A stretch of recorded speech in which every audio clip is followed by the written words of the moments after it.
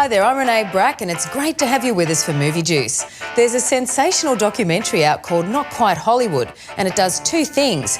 It explains Ozploitation, which is the term for Australian exploitation movies of the 70s and 80s, and it launches the season of screenings for the Australian Film Institute's 50-year anniversary. Quentin Tarantino reckons he owes a lot to Australian gory, raunchy B-grade movies. He says they're high-grade, and he's not alone. So let's see what Alicia Malone found out about Aussie exploitation films when she hit the red carpet.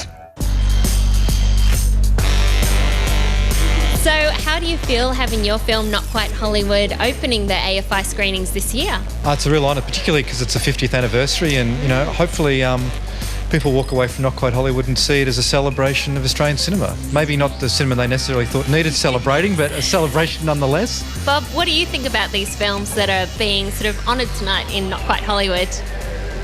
Oh, they're a measure of the worst that we could produce.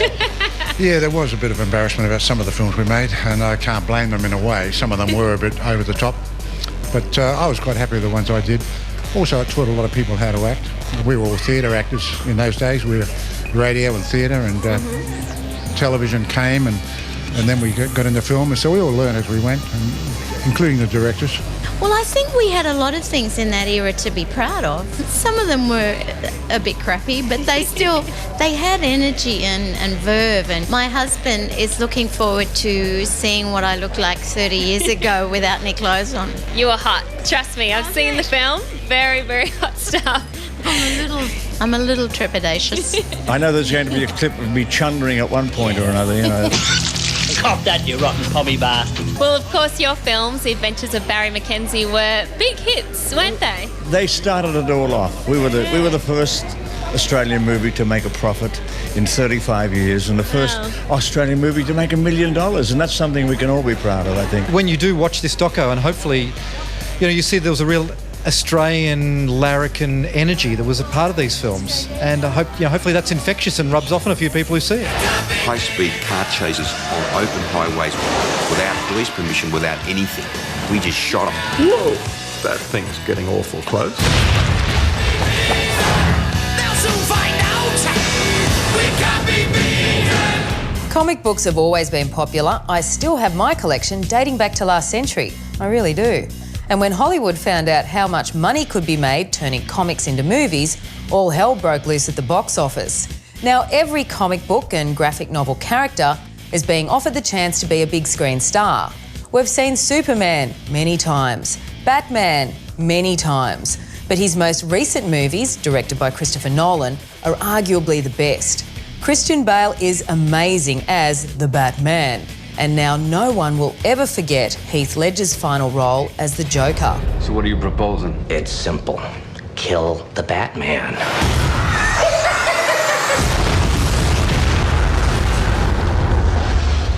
Here's my card. Special effects in film have allowed two-dimensional comic book characters to turn into more than human superheroes. Spider-Man was a blockbuster. Sin City was a gothic masterpiece that enjoyed indie success, and others you might have seen right here on your movie network are TMNT, the Teenage Mutant Ninja Turtles, and 300. But Hollywood hasn't finished its love affair with comic books. Soon we'll see Hugh Jackman in Wolverine, a film called The Spirit. You're in love with every woman you meet, Mr. Spirit.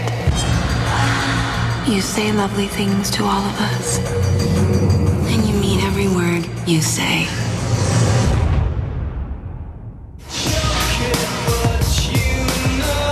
Hands behind your head. You sure about that?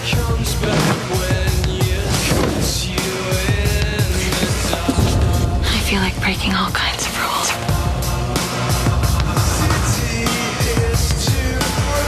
You're so close. You'll have me forever. What a fine detective. You followed the breadcrumbs right to us. I've known some pretty strange women in my time, but this one, she's got the final word on strange. What is it with you and women? And the one I've been waiting for, Watchmen.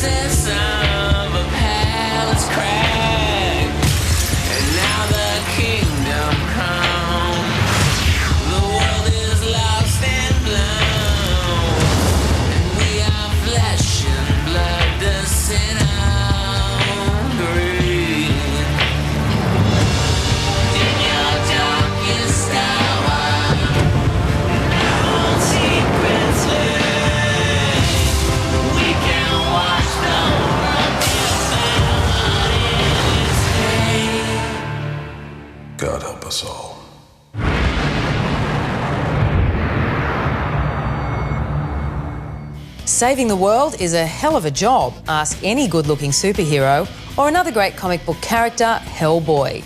Now, he's no oil painting, and that's one of the reasons I like him so much.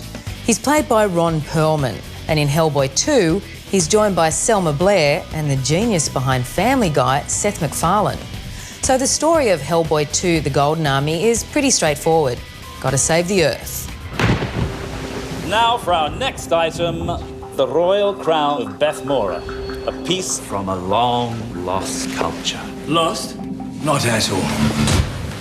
Very much alive. And I am here to reclaim what is rightfully mine. Call security!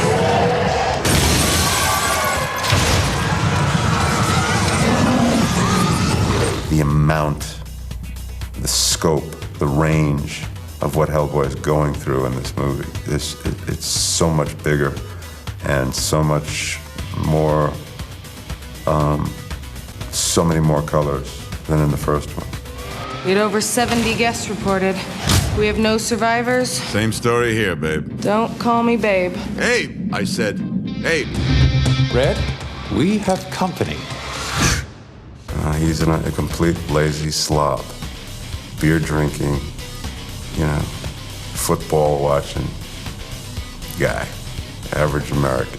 I have returned to wage war and reclaim our land. The Golden Army, the unstoppable force. Oh, crap. Hellboy is he is gorgeous. I sometimes look at the playback on the screen and I go, wow, what an amazing makeup that is. They're afraid of me. You have more in common with us than with them, demon. Excuse me. Make the choice. You woke up the baby. My Blueberry Nights is a romance, but not a soppy one, and it has a good solid cast. A broken-hearted woman keeps turning up at a diner to cry and eat blueberry pie. Then she finds herself on a journey, meeting some truly offbeat people along the way. Faces you'll recognise include Jude Law, Natalie Portman, Rachel Weisz and Norah Jones. It's like these pies and cakes. At the end of every night, the cheesecake and the apple pie are always completely gone. The peach cobbler and the chocolate mousse cake are nearly finished, but there's always a whole blueberry pie left untouched. So what's wrong with the blueberry pie? There's nothing wrong with the blueberry pie. It's just people make other choices. You can't blame the blueberry pie. It's just no one wants it. Wait! I want a piece. With ice cream. Leave it to me.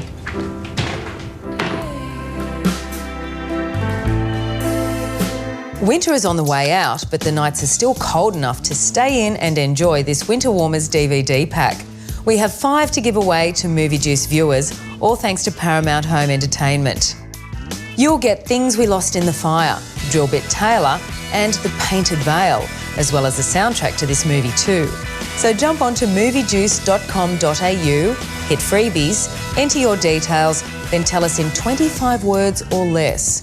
Who would you ask to help you enjoy your Winter Warmers DVD pack and why?